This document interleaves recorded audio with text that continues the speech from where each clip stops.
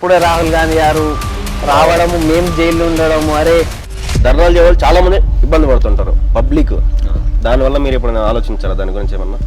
ఆలోచన అంటే ధర్నాలల్లో కూడా మేము ఎప్పుడు మాకు వీలైనంత వరకు శాంతియుతంగానే ధర్నా చేయాలని, ఇక మా పని మేము చేయాల్సి వస్తుంది. ఎందుకంటే ఇప్పుడు అవతలోడు కట్టెతో కొడితే నేనైతే పూతోనైతే కొట్టా కదా, అవతలోడు ఎట్లుంటాడో అట్లనే వినిపించుకో.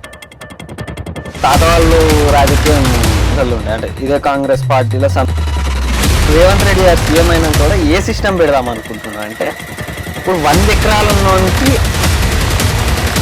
చెరువులను ఆక్రమించి కూడా కాలేజీలు కట్టిన చరిత్ర టీఆర్ఎస్ మంత్రులు ఉంది.